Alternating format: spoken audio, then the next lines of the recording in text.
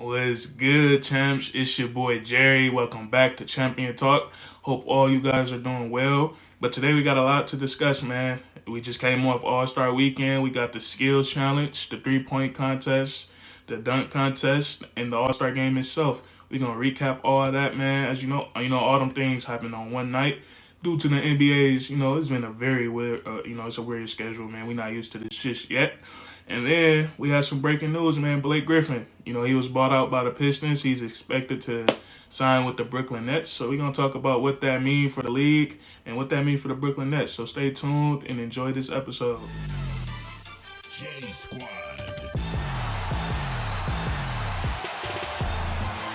Brian Russell with a quick crossover. Look at Brian Russell slips. And Michael pulls up and buries the shot to get him a 1-point lead. That may have been. Who knows? Iguodala to Curry. Back to Iguodala. Up for the layup. Oh!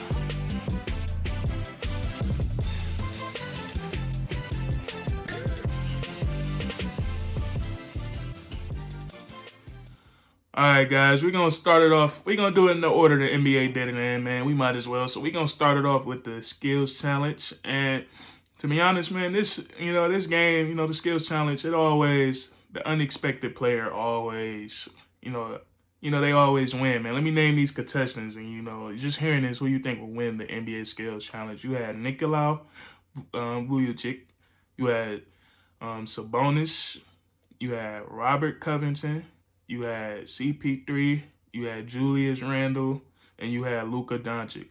Now, out of all those guys I named, you would probably expect CP3 or Luka Doncic. You expect them two guys to win. Not to say that, the other guys aren't skilled. They obviously are. They're NBA players. But, them other guys is nowhere near as skilled as CP3 and Luka Doncic. But to make a long story short, man, Sabonis and Vujovic, they faced off in the final round. Very ironic, two centers facing off in the final round.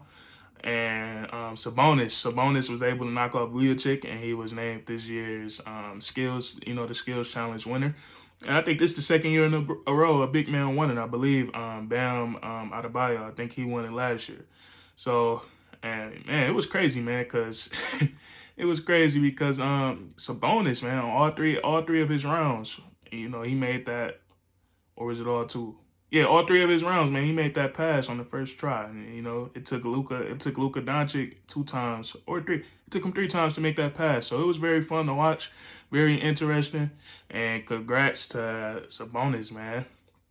And then after that, this is probably my favorite event of the night out of the skills challenge and the dunk contest. And the 3-point contest. The 3-point contest was probably my favorite, man. A bunch of shooters. All of those guys were all-stars. Too bad we couldn't have Devin Booker in it. That definitely would have, even though Mike Conley put on the show, he did. Mike Conley was silking and he made it.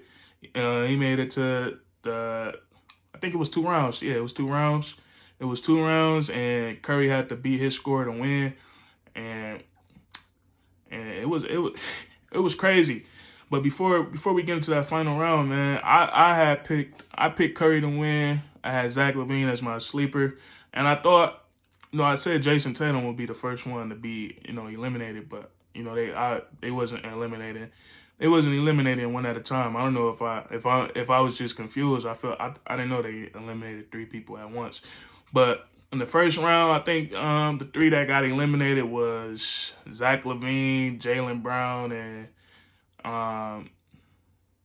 what's his name, Donovan Mitchell. And then the 3 to advance was Mike Conley, Jason Tatum, and Stephen Curry. And Jason Tatum and Mike Conley, them boys put on the show, man. They was silking that, but they didn't do what Curry did, man. Curry was, I think his first round he had like 31. He had 31. It didn't seem like he was missing. And then in that final round, it was him and Mike Conley. He had to beat Mike Conley's score. I think Mike Conley dropped like 30 or 31 that round. And Curry had on his first rack, he missed like 3 or 4 shots. So, a lot of people thought it was wraps, man. I ain't gonna lie, I thought it was over when he got to like his second from last rack. Cause he was still down by a lot, but he made like four out of five or 3 out of 4, how many ever balls it is, on his money rack. He made him count there, and then on his last rack he only missed one. He kind of like he game winner. If he would have missed that shot, he would have lost the 3-point contest. So it was real fun to watch. Shout out to all them guys. All them guys are fun to watch on All-Star Weekend and during the regular season. And Curry, shout out to him. He got his second 3-point contest trophy. And we all knew, come on, man, we all knew he was going to win, though, man. Come on, it's Steph Curry.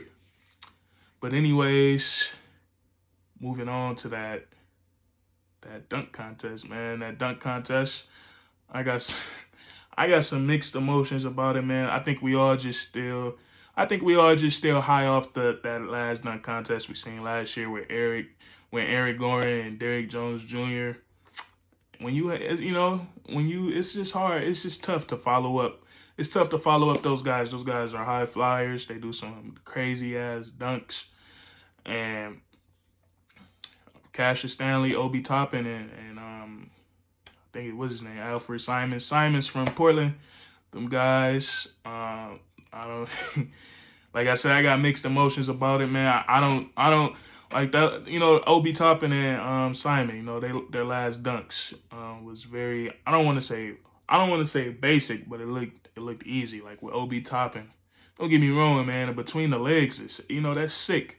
But I just feel like his dunk didn't look that creative because his arms are so goddamn long. It looked effortless to him. He didn't really have to, exert his body too much. That's just what it looked like. And then Simon, I don't know what that boy was on, man. That was some light skinned behavior, man. He went up there and tried to kiss the rim, man. He tried to blow the rim to kiss. If he did kiss the rim though, that would have been crazy. But it just looked funny, man. And he ended up winning with that dunk. I think he got like a 49. And I don't know. I didn't really like that dunk contest, man. I wasn't really looking forward to it anyways.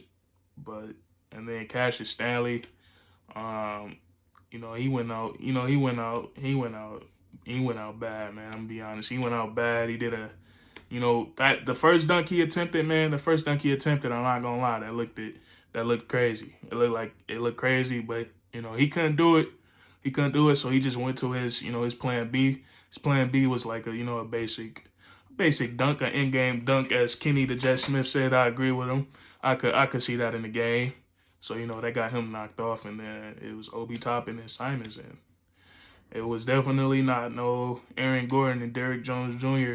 or no Aaron Gordon and Zach LaVine, but we wasn't expecting that from them guys. But shout out to them for going out there and competing, because it is. I'm like I said, man, it's a lot of pressure following up, two super crazy dunkers. But shout out to them guys, and congrats to Simons for winning that dunk contest trophy. And then moving on, man, to the main event, the game. And even though we lost players like, Kevin Durant, he didn't play due to his hamstring, and then Joel and Ben Simmons, they were both out because of contact tracing, which basically means like they went to a restaurant or something and somebody at that restaurant had COVID. So just to be safe, the NBA didn't have them at the All-Star game. So, it would have been definitely more exciting with those two guys. But, man, the show must go on. And that's what it was. It was a show, man. As you know, Team LeBron had guys like LeBron and Steph. That's something I thought I'd never see on the same team. And then they had Dame and Steph on the same team. Dame and Paul George on the same team. It was very fun to watch. And then Team KD, they had Kyrie, Harden, guys like that. They had Donovan Mitchell. Who else they had, man? They had Zach LaVine. They had a bunch of guys, but let's just be honest, man. LeBron's team was it was too stacked, man. I don't even think LeBron played after the first quarter. You know what I'm saying? But, LeBron didn't want to be there anyways. I would have loved to see more of him and Curry. But LeBron, he wasn't really into it. He played, at least he gave us a quarter. You know what I'm saying? He was being, he didn't have to play. But he gave us a quarter, man. He got one of his famous dunks in there. But the story of this game, man, Steph Curry and Damian Lillard and Giannis, them guys put on the show. Curry and Lillard pull it from the logo, taking turns doing it, having their own little contest on the same team. It was very fun to watch. Giannis hitting step back threes. He glassed 2 threes. I don't think Giannis missed a shot. He had 35, and he won MVP. And then Chris Paul throwing lobs to the other little guards. He throwing lobs to D Lillard, throwing lobs to Steph, and that team was the more fun team to watch, man. And yeah, even Steph, he threw one to CP. It was fun to watch them. It was fun to watch them guys working together, man, because they battle all the time, and it was and LeBron, yeah, even LeBron, first quarter he dotted Curry at half court, he pulled that motherfucker, man. It was just fun to watch. And then team KD could have drafted a little better, man. But he didn't play himself, and then they was missing Embiid. Those 2 great players. But my favorite part from the All-Star game was probably watching Steph, man. Steph put on the show. I'm not gonna lie, man. Me and my little brother and my cousin, we was watching it together, and we was just going crazy, Especially a little 3 in the corner he shot when he turned around, shit like that make me hype, man. So it was good to see Curry back in the All-Star game. He put on the show. And comment down below, what was your favorite part of All-Star weekend, the game, the dunk contest? Let me know, man. And if you enjoying this video, enjoying this podcast, for my podcasters out there, make sure you subscribe on YouTube. Leave a like. If you subscribe, you won't miss any of this great content. Make sure, and if you podcasting right now, if you're on Apple Podcasts, if you're on Spotify, make sure you follow and subscribe on those. You won't miss anything, and it's free, man. And it will be greatly appreciated. And don't worry, this video is not over. We still got one more thing to discuss.